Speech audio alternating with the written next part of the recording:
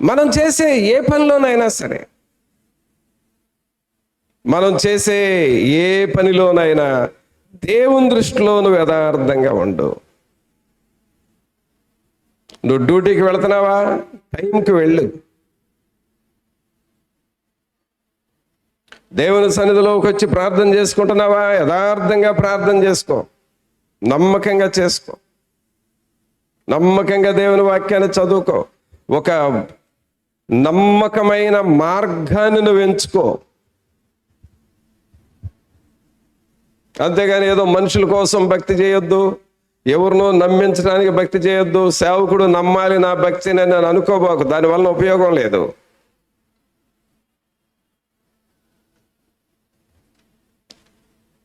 నీకు హృదయంలో ఎలాంటిది ఉండాలంటే, నమ్మకంగా నేను దేవుని పని చేయాలి. అది నీకు నువ్వే ఒక నిర్ణయానికి రావాలి. ఎవరి కోసమో చేయని అవసరం లేదు ఇక్కడ, దానివల్ల ప్రయోజనం లేదు. ఇప్పుడే మనం పాడాం, జీవనదిని నాలో ప్రవహింపచేయుమయా. జీవనదిని మనలో ఎలా ప్రవహిస్తుందంటే, మన హృదయంలో యథార్థత ఉండాలి, ఆటంకాలు ఉండకూడదు. దేవునికి వ్యతిరేకమైన పనులు మన హృదయంలో ఉండకూడదు, నోట్లో ఉండకూడదు, వ్యర్థమైనవి మనం మాట్లాడకూడదు. ఎప్పుడైతే దైవ దృష్టికి మంచివాడుగా మనం ఉంటామో, అక్కడ నుంచి దేవుని ఆశీర్వాదాలు మనకు వస్తూ ఉంటాయి.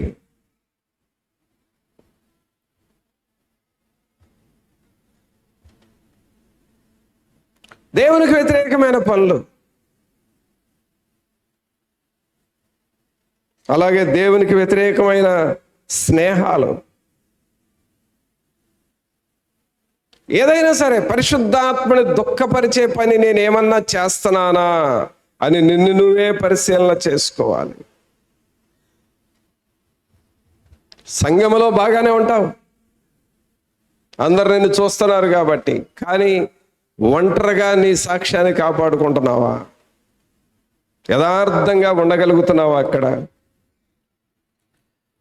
ఏకాంత సమయంలో నిన్ను నీవు జాగ్రత్తగా కాచుకుంటున్నావా?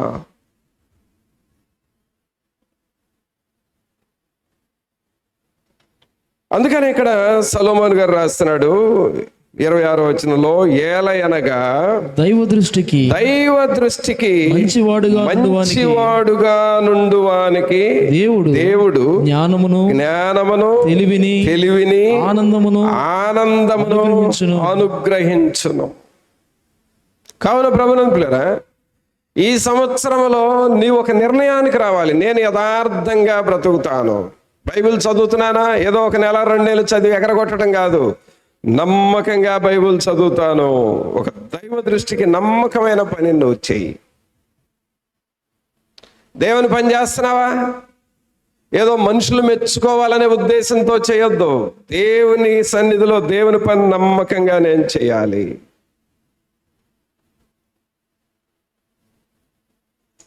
ప్రార్థన చేస్తున్నావా, ఎవరో విని నిన్ను భక్తురాలు అని అనాలి అని అలాంటి కోరికతో నువ్వు ప్రార్థన చేయొద్దు. నేను దేవుని దృష్టిలో నమ్మకంగా ప్రార్థన చేయాలనే ఆ మనసుతో ప్రార్థన చేయి. అప్పుడు దేవుడు నీకు తగిన ఆశీర్వాదాలు ఇస్తాడు. ఆమేన్. చెప్పండి కూడా ఒకసారి. అలాగే దేవుని దృష్టిలో యథార్థముగా ఉండాలి. ఆయన మనల్ని చూస్తూ ఉన్న దేవుడు. మనం ఏమని పడతామండి? చూస్తున్న దేవుని ఆరాధింతున్, చూస్తా పాడు దేవుని ఆరాధింతున్, చూస్తున్న దేవుని ఆరాధింతున్, కాపాడు దేవుని ఆరాధింతున్, ఆరాధింతున్ నా ప్రభు యేసుని ఆరాధింతున్, ఆరాధింతున్ నేనారాధింతున్, నా ప్రభు యేసుని ఆరాధింతున్. కావున పిల్లరా, దేవుని దృష్టికి నువ్వు మంచివాడుగా మారాలంటే ఏం చేయాలి? కొన్ని సమయాల్లో మనం మంచివారుగా ఉండాలి, నమ్మకంగా దేవుని కొరకు బ్రతకాలి అని అనుకున్నా సరే, నీవు వెళ్ళే స్థలాలు ఉన్నాయి చూడు, నువ్వు పనిచేసే స్థలాలు ఉన్నాయే, ఆ స్థలాలు అక్కడున్న మనుషులు మాట్లాడే మాటలు విని నీ మనసాక్షి చెడిపోతా ఉంటది. ఈ మధ్య హాస్పిటల్లో పనిచేసే ఒక సిస్టర్ నాతో ఏముంది అనంటే, అన్నా అక్కడ జాబ్ చేయటం చాలా కష్టంగా ఉందన్నా, చేయలేకపోతున్నాను, అంటే చెయ్యాలని అనిపించట్లేదు అని అంది. ఎందుకనమ్మా? అక్కడ పని చేయటం చేతకాక కాదు, తనన్న మాట ఏమిటంటే, ఆత్మీయ జీవితంలో ఎదగటానికి నేను బైబిల్ చదువుకుంటున్నా, ప్రార్థన చేసుకుంటున్నా, పాటలు పాడుకుంటున్నా, కానీ ఖాళీ సమయంలో నా ప్రక్కన ఉండేవారే, నాతో జాబ్ చేసేవాళ్ళే, వాళ్ళు మాట్లాడే మాటలు వింటంటే, వాళ్ళు మాట్లాడే అపవిత్రమైన మాటలు ముచ్చట్లు వింటంటే నా ప్రార్థన జీవితం సాగట్లేదు. వాళ్ళల్లో ఉన్న ఆ దుష్టత్వం అంతా మాటల రూపంలో బయట పెడుతున్నారు. నేను ప్రార్థన చేయాలనుకున్నా చేయలేకపోతున్నాను.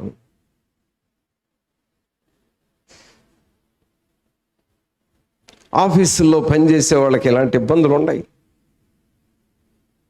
నీ ప్రక్కన వాళ్ళు ఆ మాటలు వింటుంటే నీ ప్రార్థన చేయలేవు. ఎక్కడికో అవసరం లేదు, పొలం పనులకు వెళ్ళినా, మాసుళ్ళకి వెళ్ళినా, కాటా పనులకు వెళ్ళినా, కలుపు తీయటాలకు వెళ్ళినా, ఆటోలో ఒక అరగంట మనుషులతో కూర్చొని ప్రయాణం చేసిన ఎన్ని వ్యవహారాలు వస్తాయండి ఆ కాసేపట్లో, ఎన్ని ముచ్చట్లు వస్తాయి, ఎన్ని పాపపు మాటలు వస్తూ ఉంటాయి. అవన్నీ నువ్వు రోజు వాళ్ళతో కలిసి పనిచేయటం వలన అవి విని విని విని విని నీ హృదయము కఠినమైపోతుంది, నీ హృదయము బండబారిపోతుంది. ఉదయము చాలా ప్రార్థన చేసుకుంటావు, బైబిల్ చదువుతావు, పాట పాడుకుంటావు, ప్రభువా ఈ రోజంతట్లో నన్ను కాపాడు అని ప్రార్థన చేసుకొని పనికి బయలుదేరి వెళతావు. పగలంతా మాటలు విని విని విని సాయంకాలానికి వచ్చేటప్పటికే హృదయము బండబారిపోతూ ఉంటుంది. ఇది డైలీ లైఫ్ అవటం వలన నీ ఆత్మీయ జీవితము కుదించుకుపోతా ఉంది. మరి వీటిని జయించాలి. ఎలా జయించాలి? సహోదరుడా, సహోదరి, సమాజంలో బ్రతకటం మనకు తప్పదు. అందరూ ప్రార్థన చేసుకునే వాళ్ళే దొరకరు మనకి. ప్రార్థన చేయని వాళ్ళు మధ్య కూడా ఉండాల్సి వస్తుంది. ఎందుకంటే మనం చేసే పనులను బట్టి, మనం చేసే ప్రోగ్రాములను బట్టి, మనం వెళ్ళే స్థలాలను బట్టి, అక్కడున్న మనుషులు మాట్లాడుకునే మాటలు వినటాన్ని బట్టి నీ మనస్సు కఠినమైపోతూ ఉంటుంది, బండబారిపోతూ ఉంటుంది. కానీ అలాగే వదిలేస్తే ఎందుకు పనికిరాని వాడం అయిపోతాం మనం. మన జీవితాలను ఏం చేసుకోవాలి? ఇప్పుడు దేవుని ఆశీర్వాదాలు నీ కుటుంబంలోనికి రావాలి. ఇప్పుడే మనం పాడినట్లుగా, నీ జీవనదిని నాలో ప్రవహింపచేయుమయ్యా. దేవుని ఆత్మ మనలో ప్రవహిస్తూ ఉండాలి. పరిశుద్ధాత్ముడు తన ఆత్మను మన తలలోనికి పంపిస్తే ఆత్మ మన హృదయంలోనికి వెళ్ళి, మన కాళ్ళల్లోనికి వెళ్ళి, మన చేతుల్లోనికి వెళ్ళి, ఈ పరిశుద్ధాత్మ నది, దేవుని ఆత్మ అనే నది మన దేహమంతా పొంగి ప్రవహించాలి. అలాగూ నదులుగా ప్రవహిస్తూ ఉండాలి. ఆమేన్. మరి ఇలాగ ప్రవహించాలి అంటే ఏం చేయాలి? రోజంతా నువ్వు మాట్లాడే వ్యర్థమైన మాటలే నిన్ను ఎక్కడికక్కడికి బ్రేక్ చేస్తూ ఉంటాయి. అందుకనే మారు మనసు పొందటం అయితే పొందుతున్నారు, కానీ తరువాత వారి హృదయాలు కఠినమవటానికి కారణాలు ఇవే. ప్రార్థన చేయలేని పరిస్థితికి వెళ్ళటానికి కారణాలు ఇవే.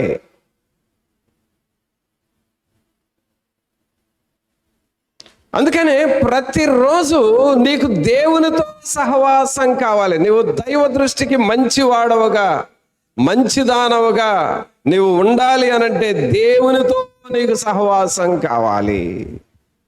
హల్లెలూయా.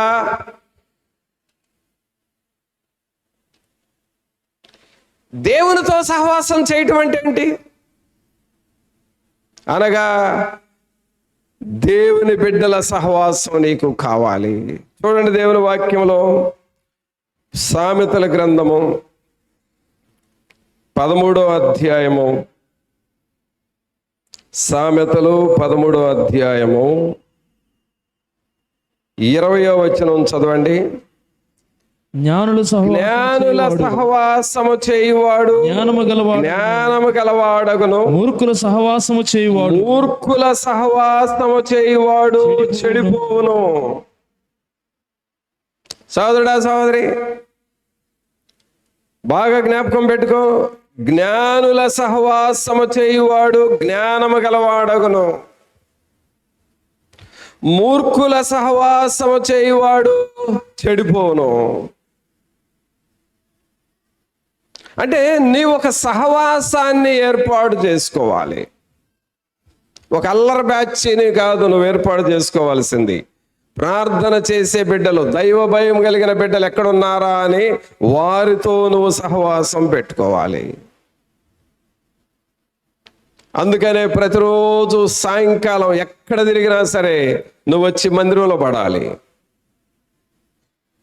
ఆ పగలంతా నువ్వు విన్న మాటలు, నువ్వు మాట్లాడిన మాటలు ఉంటాయే, ఆ కఠినత్వం చేరిందే, అదంతా పోవాలంటే సాయంకాలానికి నువ్వు వచ్చి మందిరంలో పడి 1 గంట అయినా మొరపెట్టుకుంటే నీ హృదయము తేటగా ఉంటుంది. అప్పుడు జ్ఞానులతో సహవాసము చేయువాడు జ్ఞానము గలవాడగును. దేవుని బిడ్డలతో నువ్వు సహవాసం చేయాలి. ప్రార్థన చేసేవారితో సహవాసం చేయాలి. దేవుని వాక్యాన్ని చదువుతూ ఉండాలి. రాత్రి శనివారము ఉపవాస ప్రార్థనలో ఒక వాక్యాన్ని చదవాలి, ఆ వాక్యాన్ని మనం ప్రశ్నించుకోవాలి అని నేర్పాను. అలాగ నువ్వు ప్రశ్నించుకుంటూ ఆన్సర్ చెప్పుకుంటూ ప్రార్థన చేస్తా ఉంటే నీ హృదయము దేవునితో సంబంధం కలిగి ఉంటుంది. దైవ దృష్టికి మంచి వారంగా మనం మారిపోతాము. ప్రభువుని పిల్లరా, మన హృదయాలలోనికి పరిశుద్ధాత్ముడు లోపలికి రావాలని, మనలో ప్రవహించాలని దేవుని ఉద్దేశం.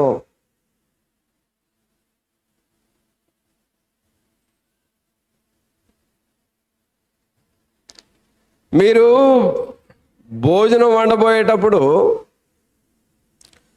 వండబోయే పాత్రలో బియ్యం పోసి దాని మీద మూత పెట్టి ఆ పొడి బియ్యము పాత్రలో ఉంచి దాని మీద మూత పెట్టి పంపు దగ్గరికి వెళ్ళి మూత అలాగే ఉంచి చుట్టూ పాత్రని నీళ్లతో కొడితే ఏం ఉపయోగం?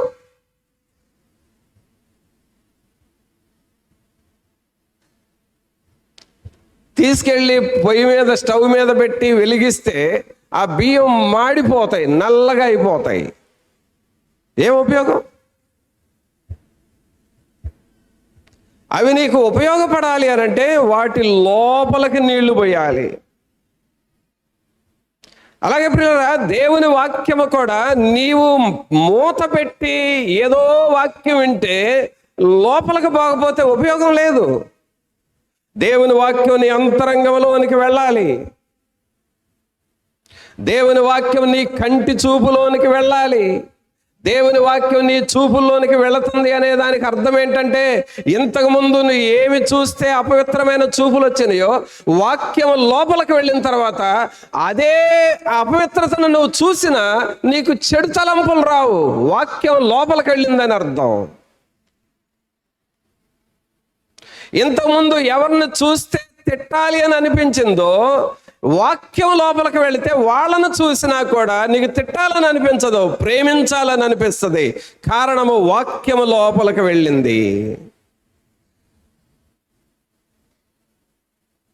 వాక్యము లోపలికి వెళ్ళినప్పుడు నీ చర్యలన్నీ మారిపోతాయి, ఆత్మీయముగా మారతావు. ఈ కాంపౌండ్లో ఎంతమంది నడిస్తే అంతమంది ఆత్మీయముగా మారిపోతారు. కారణం వాక్యము లోపలికి వెళ్ళాలి. వాక్యము లోపలికి వెళ్ళాలంటే జ్ఞానుల సహవాసమును చేయాలి. కొంతమంది దయ్యం మనుషుల్ని ఎలాగ మోసం చేస్తుందంటే, ఆదివారం కూడా డ్యూటీలు వేయించుకుంటున్నారు. ఎందుకో తెలుసా? ఓటీలు ఇస్తారని.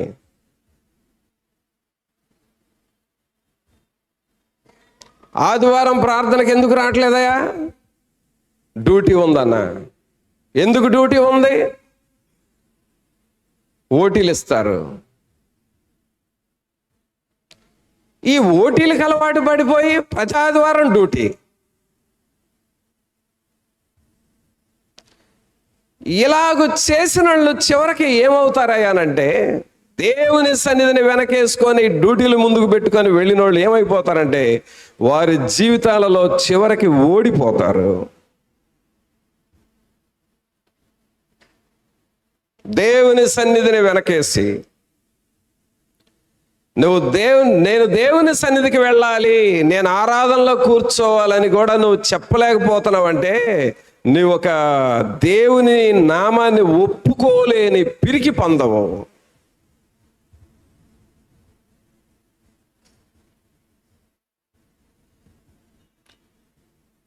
దేవునిని నువ్వు ఆరాధన చేయాలి. ఆరాధింతున్ నేనారాధింతున్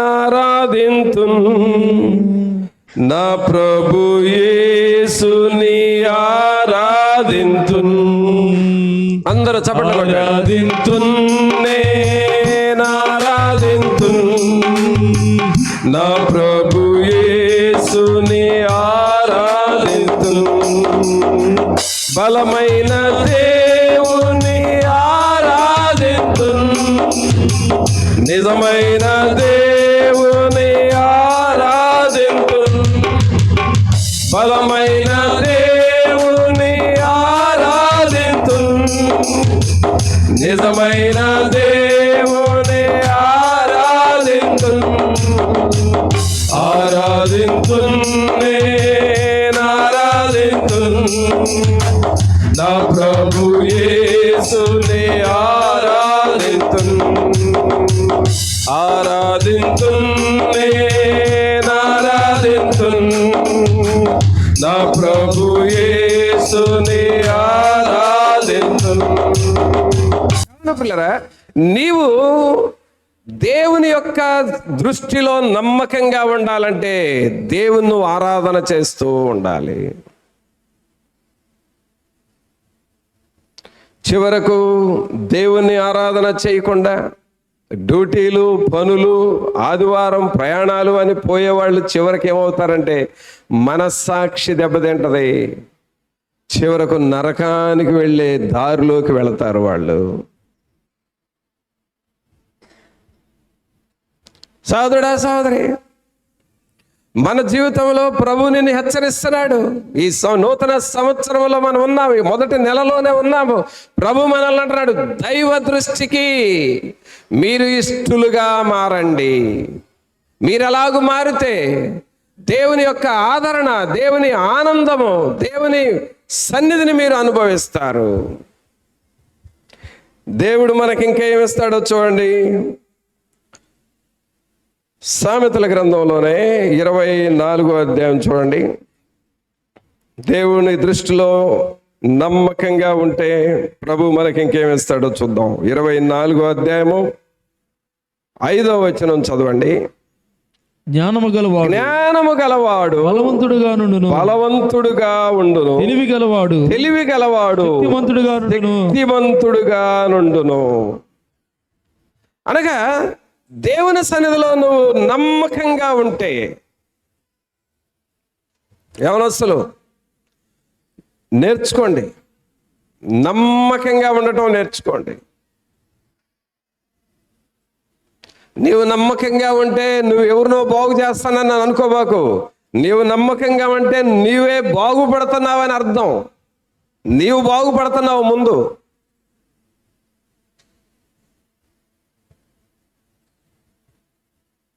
మనం బాగుపడితే మన చుట్టూ ఉన్న వారందరినీ బాగు చేసేస్తాం మనం. కాబట్టి ఇక్కడ దేవుని వాక్యం చెబుతుంది, 24వ అధ్యాయం 5వ వచనం, జ్ఞానము గలవాడు బలవంతుడుగా ఉండును, తెలివి గలవాడు శక్తిమంతుడుగా ఉండును. నీవు దేవుని సన్నిధిలో జ్ఞానముగా ఉంటే నీకు బలం వస్తుంది. ఏ బలం అది? దేవుని బలం. దేవుని బలం నీకు వస్తుంది. సాతానుని జయించే బలం వస్తుంది నీకు. శోధనలను జయించే బలం నీకు వస్తుంది. ఏ విషయంలో నువ్వు ఓడిపోతున్నావో ఆ ఓటమికి కారణమేంటో గుర్తిరిగి మరలా తిరిగి నువ్వు ఆ ఆత్మబలముతో ఆ శోధనలు జయించే శక్తి నీకు వస్తుంది. అందుకే మనము బలవంతులముగా మారుతాం. ఎప్పుడయ్యానంటే దైవ దృష్టికి యథార్థముగా ఉండాలి. ఆమేన్. అందరూ చెప్పండి, దైవ దృష్టికి యథార్థముగా ఉండాలి. యథార్థంగా ఉండాలి.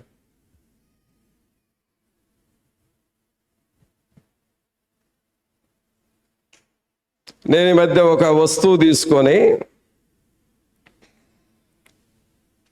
బిల్లు కడదామని చెప్పి ఇచ్చా. ఇస్తే నేను ఇచ్చిన 500 రూపాయల నోటు వాళ్ళు గుర్తుపట్టారు. నాకు తెలీదు. వాళ్ళు గుర్తుపట్టి, ఇది నకిలీ నోట్ సార్, ఇది చెల్లదు అన్నారు. అది నా చేతికి ఎట్లా వచ్చింది? ఎవరో ఒకళ్ళు ఇచ్చిందేగా. నాకు తెలియదు అది నకిలీదా మంచిదా అని. జేబులో పెట్టుకున్నా. మళ్ళీ ఎక్కడో ఏదో ఒక వస్తువు దగ్గర ఆ నోట్ ఇస్తే, ఇది నకిలీదండి, ఇది చెల్లదు. నేను అన్నాను, ఒరిజినల్కి నకిలీకి తేడా చెప్పండి అని అన్నాను. వాళ్ళ తేడా చూపించారు. అందువల్ల ఇది నకిలీది. ఈ నకిలీ నోటుని గురించి నేను ఆలోచన చేశా. ఇది కొంతమంది చేతుల్లోకి వెళ్ళి ఉంటుంది, చలామణి అయ్యి ఉంటుంది. సరైనోడు దీన్ని పట్టుకున్నాడు, ఇది నకిలీదని తేల్చేశాడు. అలాగే పిల్లరా, నకిలీ జీవితము, నకిలీ ప్రార్థన, నకిలీ భక్తి ఏదో కొంచెం చలామణి అయినట్లుగా ఉంటుంది, కానీ సరిగ్గా నువ్వు పరిశుద్ధాత్ముడి దగ్గరికి వస్తే అది తేలిపోద్ది. అందుకనే నువ్వు సరి అయిన భక్తిని మనం నేర్చుకోవాలి. సరి అయిన యథార్థమైన భక్తిని నేర్చుకోవాలి మనం. యథార్థమైన భక్తి నీకు ఆనందాన్ని ఇస్తుంది, నీకు సంతోషాన్ని ఇస్తుంది, నీకు ఆదరణ ఇస్తుంది, నీకు బలమునిస్తుంది. ఇంకా దేవుని దృష్టిలో యథార్థంగా ఉంటే దేవుడు మనకేం చేస్తాడంటే, యోవేలు గ్రంథం తీయండి. యోవేలు గ్రంథము 2వ అధ్యాయము. యోవేలు గ్రంథము 2వ అధ్యాయము 14వ వచనం చదవండి. ఒకవేళ ఆయన మనస్సు త్రిప్పుకొని పశ్చాత్తాపపడి మీ దేవుడైన యెహోవాకు తగిన నైవేద్యమును పానార్పణమును మీకు దీవెనగా అనుగ్రహింపడని ఎవడు చెప్పగలడు? చూసారండి, ఇక్కడ యథార్థమైన భక్తికి కారణం ఏంటో ఇక్కడ మూల సూత్రం ఏంటో రాస్తున్నాడు 14వ వచనం. ఒకవేళ ఆయన మనసు త్రిప్పుకొని పశ్చాత్తాపపడి మీ దేవుడైన యెహోవాకు తగిన నైవేద్యమును పానార్పణమును దీవెనగా అనుగ్రహించును, అనగా నీకు దీవెన ఇస్తాడు. ఆశీర్వాదములను మనకు దేవుడిస్తాడు.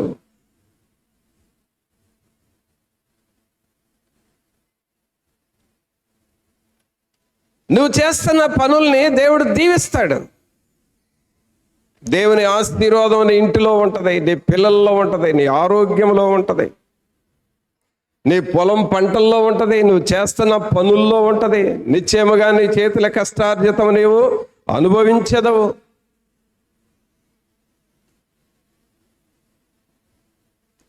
ఆ దీవెనలు నీకు వస్తాయి. ఎప్పుడయ్యానంటే దేవుని దృష్టిలో నువ్వు యథార్థంగా ఉండాలి. దేవుని దృష్టిలో యథార్థంగా ఉండాలి. దేవుని దృష్టిలో యథార్థత అంటే 13వ వచనం చూడండి. మీ దేవుడైన యెహోవా కరుణావాత్సల్యములు గలవాడును, శాంతమూర్తియు అత్యంత కృప గలవాడునై ఉండి తాను చేయను చేసించిన కీడును చేయక పశ్చాత్తాపడుము. మీ వస్త్రములను కాక మీ హృదయములను చింపుకొని ఆయన తట్టు తిరుగుడు. అది దేవుని దృష్టిలో యథార్థంగా ఉండటం అంటే మన హృదయాలు చింపుకోవాలంట. హృదయము చింపటం అంటే అర్థం ఏంటంటే, ప్రభువా ఇక నువ్వు నా జీవితాన్ని నీకు ఇస్తున్నాను, నీవు నా హృదయంలోనికి రండి. నా హృదయాన్ని మూసుకోనయా, నా హృదయాన్ని తెరుస్తూ ఉన్నాను, నా హృదయంలోనికి మీరు రండి. పిల్లరా, దేవుని సన్నిధి మనలో ప్రవహించాలి. నీవు దేవుని వాక్యం విని వెళుతున్నావంటే ప్రభువు నీ లోపలకు రావాలి, ఆయన నిన్ను నడిపిస్తూ ఉండాలి. ఇదిగో దేవా నా జీవితం ఆపాదమస్తకం నీకంకితం.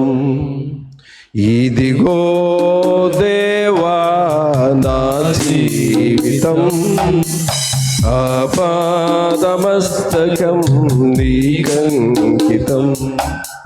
శరణం నీ దివ్య శరణం, శరణం నీ దివ్య శరణం. ఇదిగో దేవా నా జీవితం ఆపాదమస్తకం నీకంకితం. ప్రభునంతులరా, దేవుని సన్నిధిలోనికి వచ్చిన మనం నీ హృదయాన్ని అలాగ చింపాలి.